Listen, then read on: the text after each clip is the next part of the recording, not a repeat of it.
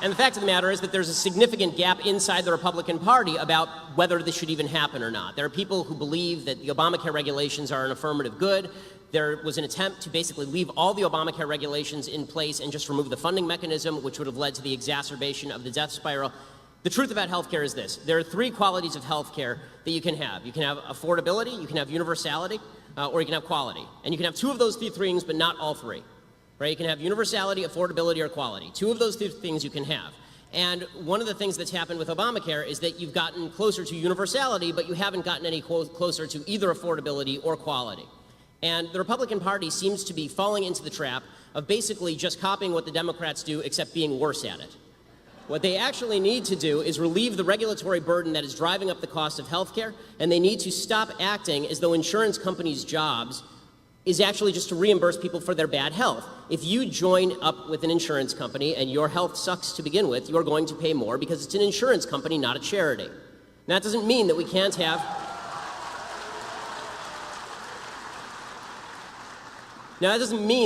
have some form of backup for people who have pre-existing conditions. I would hope that the social fabric would help fill that in. This is why I'm a big believer in charity and churches and synagogues filling that gap.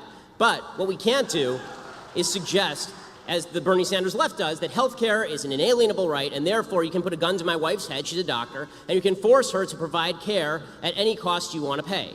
You can't do that and hope to increase the supply of health care. Health insurance is not health care. They're not the same thing. And anybody who tells you differently is lying or trying to sell you something. Cenk, your take on the health care vote. Great. Before I do that, first of all, welcome to the Thunderdome.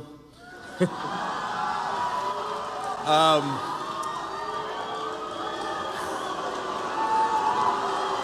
right. Let's hear him speak. Guys, wait till he does something. I mean. So I believe that the right approach, and the one that Democrats should pursue next, although they probably won't, is Medicare for all.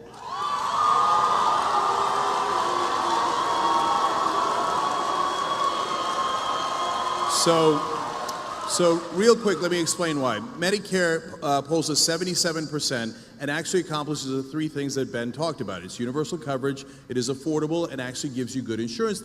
The truth about healthcare is this. There are three qualities of healthcare that you can have. You can have affordability, you can have universality, or you can have quality. And you can have two of those three things, but not all three.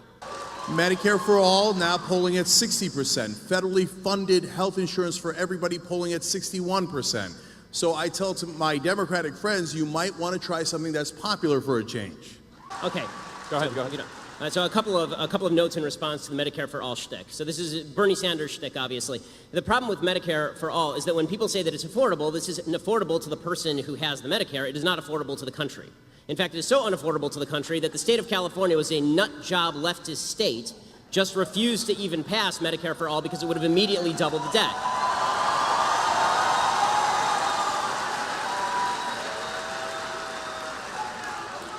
As far as the idea that medical care is a right, but it's not actually a good or a service, this is a way to make things less plentiful. If you declare things rights, but you don't actually incentivize the creation of those things, you don't get more of them. So the South African Constitution has right in there that healthcare is a right, that housing is a right.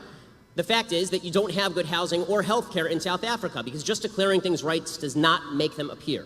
What makes more things appear is a market-based system that creates more doctors, that creates more medical care, that creates more incentive for people to join up.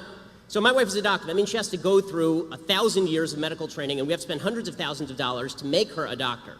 The idea that you're going to have the government come in and then dictate the sort of care that she should provide to each particular patient, and then dictate how much she should be paid for that care, is going to lead to a decrease in the number of people who are going into the medical industry, which decreases the level of care overall. This is why I say that it is better to treat things as goods than as rights, because declaring something a right just means that you have the right to steal it from me.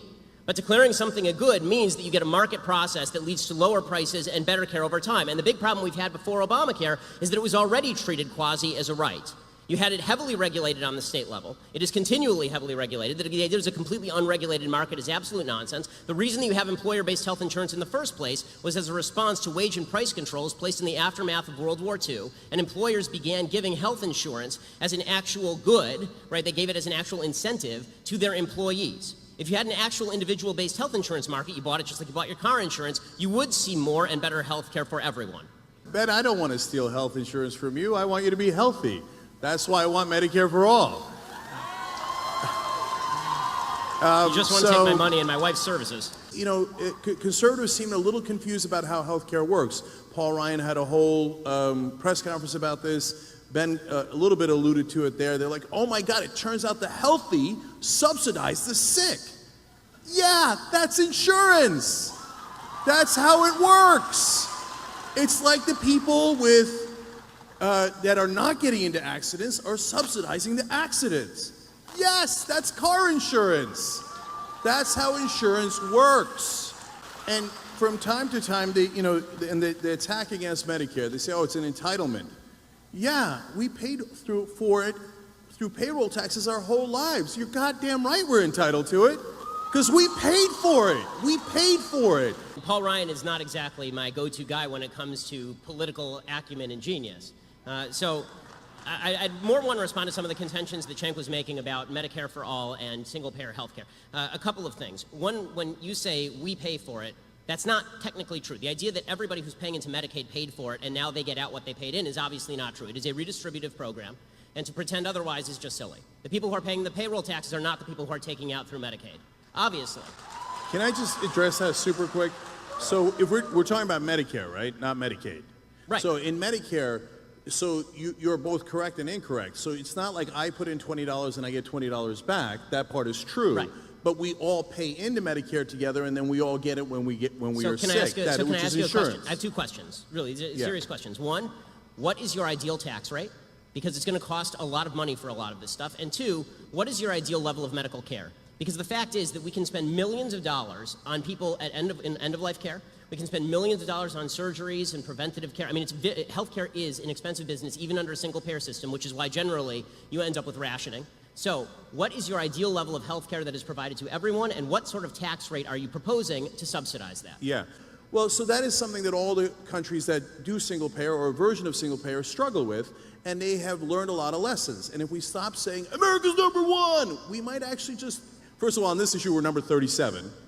And if we looked at what Japan is doing so well, keeping costs down to half of ours and less, we might actually learn something from Japan, Switzerland, and other countries. And by the way, when we say Medicare for all, Medicare Advantage exists. So you can actually add private insurance on top of that, and I find that perfectly great. I have no problems with that at all. So that is the government making sure you don't die and actually lowering rates for you. And then if you want more insurance, no problem. So all this sounds great, except for the fact that Medicare, Medicaid, and Social Security eat up 66% of the federal budget every single year. The idea that all of these socialized medicine countries have it so much better than we do, particularly in terms of cancer care, is a joke. We are still #1 in terms of 5-year cancer survival rate here in the United States. And when you talk about top marginal tax rates in the 1950s, there are a couple of things that are worth noting. One, that was top individual marginal tax rates, not necessarily the business tax rate. We now have some of the highest corporate tax rates altogether in the industrialized world. And if you would prefer for us to destroy half of the world before we become the only country that didn't have its industrial capacity destroyed, which is what happened in the 1940s, leading to us being the only productive country on planet Earth, essentially, for the next 2 decades, I'm not with you there. And finally, this idea that corporations are paying the highest tax rate is both, again, true and untrue. The part that it's true is, hey, there's a rate of 35%. The part that's not true is they don't actually pay that. There is giant loopholes. When people say tax loopholes, a tax loophole is just a tax deduction that's available to everyone, and some people take advantage of it and some people don't. I can't take advantage of certain corporate tax deductions because my business isn't in those businesses, for example. I'm sort of with you in the sense that I'm not in favor of tax deductions. I'm in favor of a lower tax rate and get rid of a lot of the tax deductions because I think that it's ridiculous that we have people gaming the system. You elided this question by saying we can learn stuff from Japan. The standard of care is the entire question when it comes to single-payer health care. That is the entire thing. If people felt like they were going to get the same access to care in a single-payer health care system as they did in a system where they can pay their own way, then we would have no controversy here. But the fact is that rationing is mandated as soon as you start having the government run the healthcare system and decide what level of care people get. So I don't want anyone deciding what level of care that I can get. I don't want anyone else to, they don't care about me. They don't know my child's name. They don't know my name. All they know is how much I cost. I mean, Ezekiel Emanuel is at least honest about this. Ezekiel Emanuel comes out and says, listen, I want to die at 70, right? I want to die at 80. That's fine with me. I'd rather die at that. Well, that's good for him. But if I don't want to die at 80, or I don't want my father to die at 80, it's none of his damn business.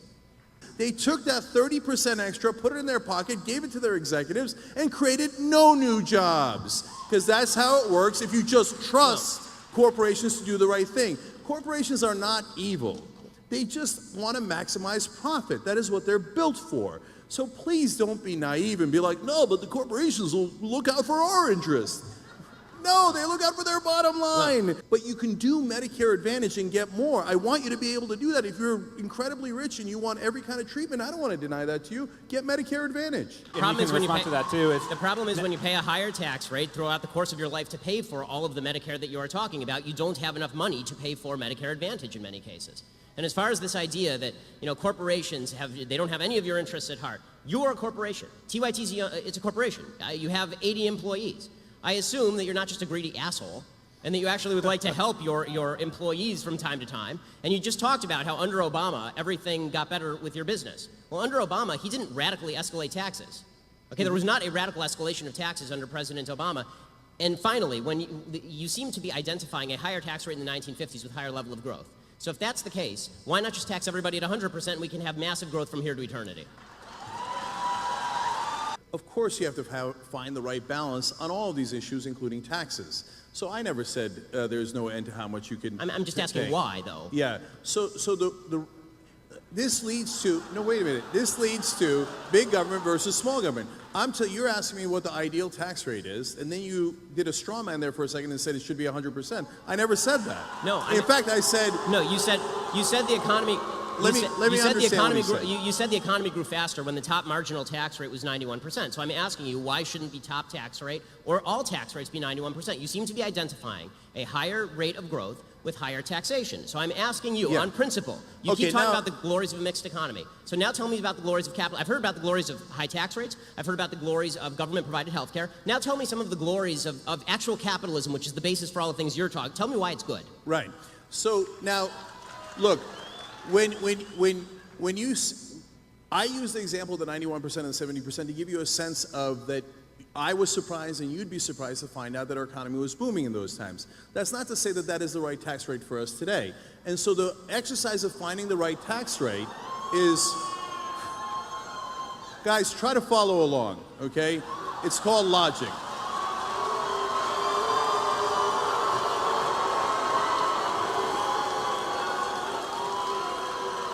So it would be preposterous to set the tax rate at 0. It would be preposterous to set it at 100%. So what we have to do as a society is figure out where we can maximize the most amount of good for the country. Should it be closer to 0 or closer for the to government, 100? but not too much away from us. So, for example, the reason why when taxes are higher, it winds up being better for the economy is because it recirculates the money. So if you give it to the rich, this is hilarious. If you're uneducated, please at least don't make it obvious. This is the most interesting conversation on taxes I've heard. If you don't know the concept of recirculation of money, then go look it up. And so the way that it works is that when the middle class has more money, disposable income, they spend it. Why? Because they're not living in the lap of luxury. They're not saving it for their yacht. So they need to buy food for their family. They need education for their family. So they spend it, and it goes back into the economy. If you just give it in supply-side economics to the rich and hope that it trickles down on us eventually decades later, what they wind up doing with it is something that is logical. They save it. But that means it does not recirculate in the economy. And that is why when you have lower taxes, ironically, the economy does worse. But of course it's a balancing act. Okay, so now you're making a strong case for Keynesian economics, which is totally fine, obviously. The problem with Keynesian economics is that it doesn't even work in theory because, again, once you go to the logical extreme, which is remove all of the money from the rich people who are saving all their money and give it to all the poor people to buy hamburgers, that doesn't help the economy or spur the economy. What spurs the economy is a higher level... Right. What spurs the economy is the creation of new products and services, and that is only going to be done by people who have expendable capital to actually invest in the new products and services that we all enjoy. This is what creates economic growth.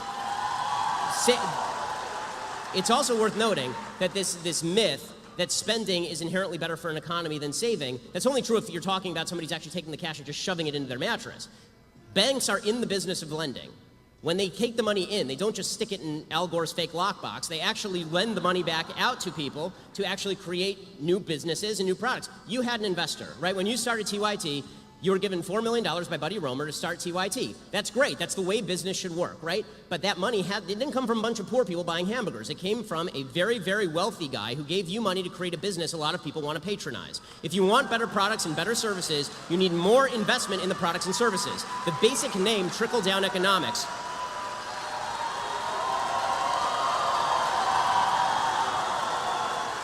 The basic name trickle-down economics is not something that any conservative even proposed. It's a leftist revision of what economics actually is, because you're not giving me the money.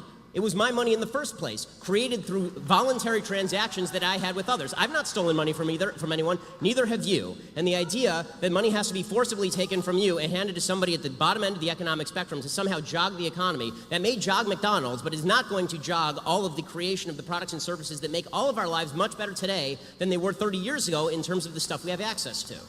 When you talk about, hey, the banks they're not going to just keep the money, they're going to put it out and lend it to people, unless they decided to do their own investments, which is what they did because we repealed Glass-Steagall.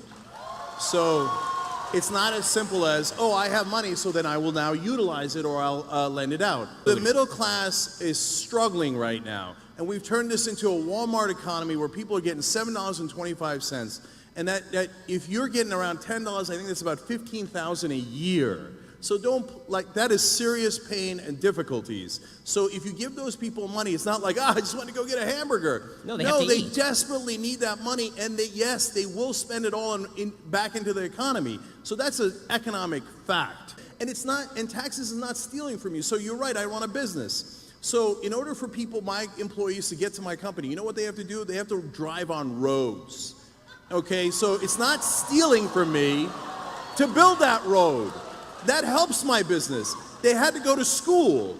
The fact that they went to public schools allows them to work for me. All these things are things that I benefit from. I didn't build that company by myself. Every single person that works there helped me to build that company. I think that the Republicans will definitely pass tax reform.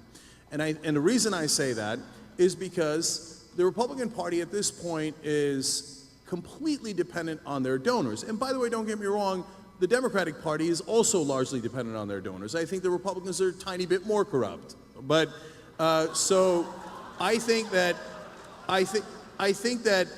their donors are going to demand those tax cuts. And if I am right, and we'll all see this, because it's something that's going to happen later, not something that has happened, they will do everything. They will move mountains to make sure that those rich donors and corporations will get their tax cuts.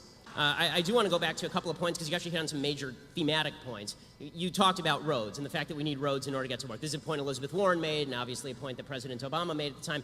I don't think anyone argues that we don't need roads to get to work. The problem is that when you're talking about roads as a percentage of the budget, we are talking about a tiny, tiny, tiny percentage of the federal budget and of the state budget and even of the local budget. So the idea that you're justifying massive tax rates on corporations in order to pay for roads is just intellectually dishonest. It's a tiny the stuff that we agree on, that government should spend on, is a tiny percentage of spending, right? It's all the other stuff that we disagree on. As far as the idea that I'm somehow being, dismissive toward people who are buying hamburgers, I'm not. I'm saying the people who are poor need to buy hamburgers to feed their children. They don't have the money to invest in building an iPhone because when you're just trying to get by and you are living in a Walmart subsistence economy, you're using that money to buy the products and services you need to get by. That does not create new products and services that become cheaper over time through competition. You need somebody to make those investments. You said this about Glass-Steagall, for example. You said the banks, they might make their own investments. In what?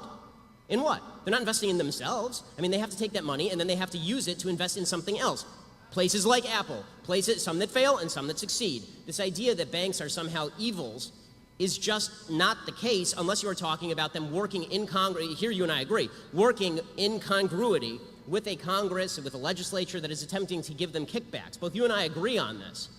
So, and finally, as far as the idea that Republicans pass tax cuts because they're beholden to their donors, okay, and Democrats pass tax increases because the unions give them hundreds of millions of dollars every year, and I don't see Democrats complain about this. So it depends which corporations. That's not really true. Look it up. You can Google it. It's really easy. So, in terms of the question that you asked, Glass-Steagall, well, aren't they investing in things? No. I have a literal answer for you. Oftentimes what they do is financial derivatives. In fact, that's the majority of what they do. And financial derivatives is simply gambling. That's what crashed the 2008 economy. And what is so damaging about the removal of Glass-Steagall is now they could do their financial derivative gambling with depositor money. Boy, isn't that nice. They take your money and they gamble with it. And if they lose, well, that's a sad day for you. But if they win, they keep the profits. You know what that is? That's privatizing the gains and socializing the losses.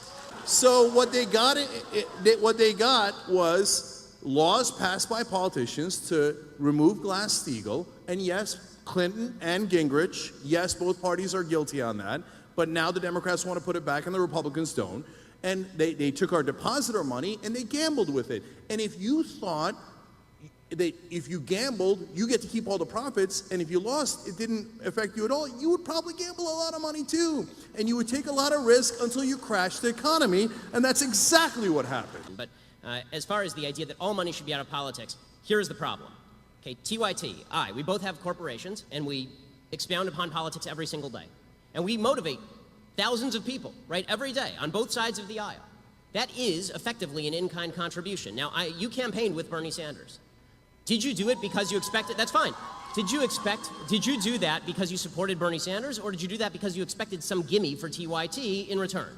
I assume you did it because you supported Bernie Sanders, right? Yes. So, okay. So, the point that I am making is to attribute to everyone else bad intent when it comes to political spending in politics, but to yourself, it's totally fine. And when it comes to other media entities that give in-kind contributions on a regular basis through their coverage, this is when the New York Times, which is biased to the left, spends an inordinate amount of time and money reporting on Mitt Romney's idiotic stories about how he was in high school and cutting a gay kid's hair in 1932. If you're saying to me that that is less impactful on the political sphere than a corporation, which is a group giving money to a political candidate for purposes of supporting that candidate, I fail to see how you can say for yourself that you are innocent in this, but everyone else is guilty. I don't believe that. Either everyone's guilty or everybody is innocent, or if you can find the actual cases of guilt where there's a quid pro quo, then we agree. That's prosecutable, right? Yes. So, other point. When you talked about the 2008 economy, you talked about Glass-Steagall and how this led to the crash. The real reason that the crash happened had far less to do with Glass-Steagall. I opposed the bailouts, by the way. It had far less to do with Glass-Steagall than it had to do with the fact that the federal government was actively promulgating the notion that corporations should give subprime mortgages to people who are not qualified as people who could take out loans. This meant that, as you say, corporations are not inherently conservative, they're not inherently free market, they're inherently profit-driven. So if they felt that they could give a bunch of subprime mortgages and this would inflate the real estate prices, and if things went wrong, they just foreclose on the nearest house, and the market just keeps going up and up and up, and they can just, as you say, turn these into derivatives and sell them on the open market by pretending that these are all good loans because they have government backing, then of course you're going to get an inflated, overheated real estate market. But the question there is not the workings of the free market, it's the combination that you like in a mixed economy, that I hate. Okay, I hate mixed economies in the sense that I don't believe that capitalism and socialism should be mixed, that corporatism is the solution. Okay, what you're talking about is corporatism. You're talking about Glass-Steagall, which freed the getting rid of Glass-Steagall, it freed the corporations to invest in a free market manner, but also they gave a bailout to all of these corporations by essentially incentivizing them to give a bunch of bad loans, knowing that if things went bad, then all the losses would be socialized. The problem there is not the free market. The problem there is a government that is acting as a backstop for bad decisions in the free market by profit-driven corporations. I love the idea that the government made the banks do the subprime mortgages, and golly gee, the government twists the banks' arm when they made billions upon billions of dollars. Oh, man. Oh, don't make me make another billion. Don't make me make another billion. No, they did those. If they thought they were going to lose money off of it, they would have a fiduciary responsibility not to do it. I agree. Okay, they were not forced to make billions of dollars. They were not forced to then have us bail them out. Right. They did all of that because there's legalized bribery in America. Right, because the government was giving them money. Correct. So now let me address that. You say, well, what's the difference between your speech and their speech? Mine is actually speech, and theirs is money. So there's a giant difference. Young Turks is super successful. We have 80 million uniques. It's wonderful. Do you think Bernie Sanders would care more if you gave him $10,000 or if you dedicated your entire network to kissing his ass for an election cycle?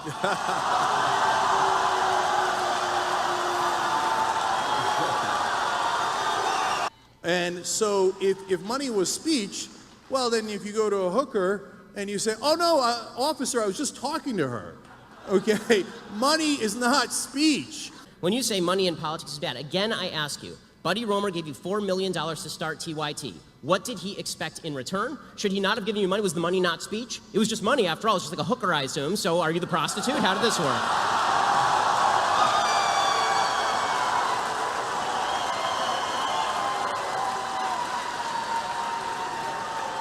When you take money from Al Jazeera, does that make you a hooker for the Qataris? How does that work? I could go on and on and on. Republicans say, no, no, no, we don't like big government, but we'd like to be inside your uterus. So just admit it. It's no problem. Just say it. Say, I love big government. It's okay. I'd like to point out that Cenk's big government, small government dichotomy was proposed by you, not by me. I talk about the proper scope of the government's involvement in particular areas the same way that you do, and we may disagree on all of that. My point is that overall, if you're talking about the level of government spending, it needs to go down, and you believe that it really needs to go up. Okay, so it's disingenuous. It depends. It's not on war, does it? No, but overall. Not on the war on drugs. Not on so many of those wasteful programs. It depends. But let me. Overall, you want the federal budget increased. Overall, I would like the federal budget decreased. To pretend that this is not true is to lie. Okay, and when you suggest that there is no difference between, we just have different visions of what the government should cover. These things cost different things. Okay, the war in Iraq was very expensive. You know what's more expensive? Social Security, Medicare, and Medicaid. All of these are vastly more expensive than the war in Iraq and Afghanistan. Now, as far as this, again, going back to this idea that, again, I don't like this big government dichotomy any more than you do, in the sense that you say, well, it's big government for the government to get inside people's wombs. And I say that it is the government's job to preserve life, liberty, and property, and one of those things is life.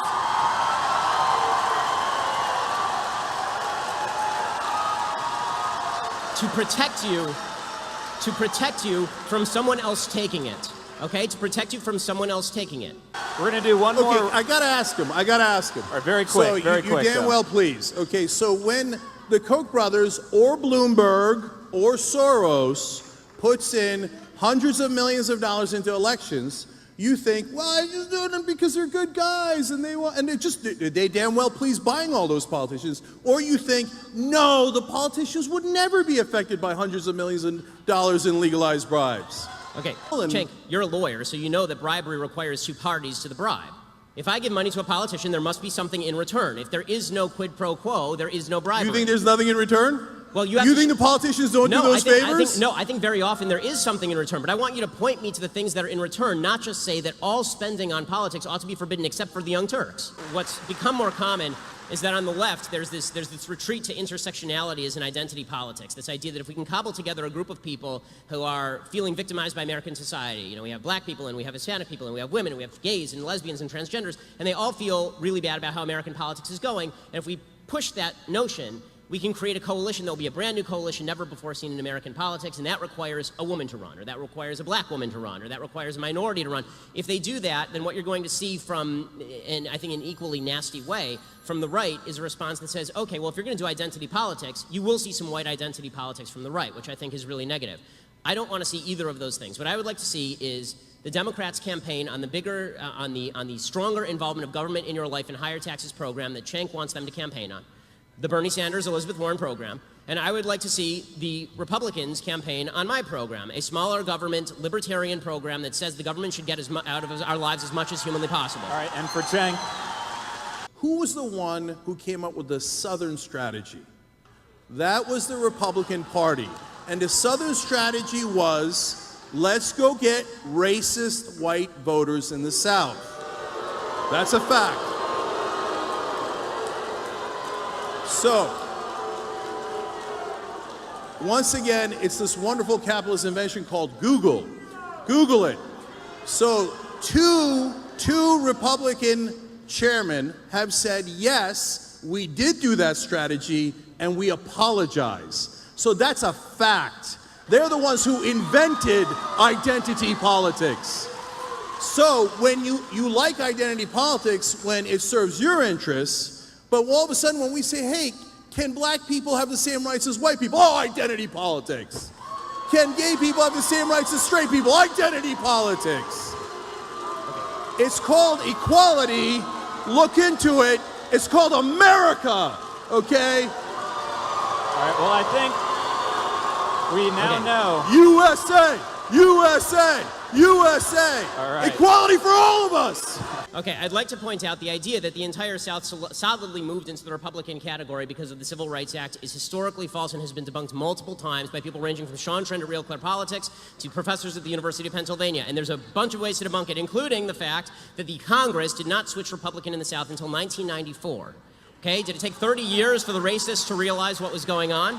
21 senators from the South were Democrats. How many of them became Republicans after the Civil Rights Act? The answer, 1. The other 20 stayed Democrats. In 1952, Eisenhower did not win a ton of the South. Eisenhower did win, however, 7 states in the South in 1956, after he sent federal troops down south. The reason that the Republican Party started to win in the South, it began in the 1950s, not after the 1964 Civil Rights Act, and it was largely due to the movement of industry down south. It was new fringe members of the Republican Party, younger members of the Republican Party, who switched over to the Republican Party in the South, not old Democrats, who remained old Democrats and are still old Democrats today. Jimmy Carter launched his 1980 campaign at the headquarters, that town in Alabama that was the headquarters for the KKK. So to pretend that it was only Republicans playing the bad and evil race strategy is just a lie. All right. Okay.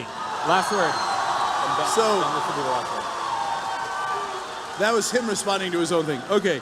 So, real quick, because you're right, we had a whole hour-long, almost an hour-long debate on the Southern strategy. You guys always cherry-pick certain windows of time. In this very narrow window of time, this people change to that people. I just went from 1952 to 1994. Hold on. If you're so right, why did two heads of the RNC come out and say, yes, we did the Southern strategy, and we apologize? Why did Pat Buchanan say to me on MSNBC, yes, we did the Southern strategy, yes, we got whites to vote for us in the South, and we had a good run? Okay, it wasn't me saying it was Republican leaders and Buchanan who did it at the Nixon campaign, admitting that that was exactly the strategy. And there were some members of the Republican Strategy Council who were doing evil things. That doesn't mean all the people who voted for the Republicans were voting for them because of those things. And to impute that motive to tens of millions of people down south is to ignore not only every public opinion poll done, but also to fail to recognize history.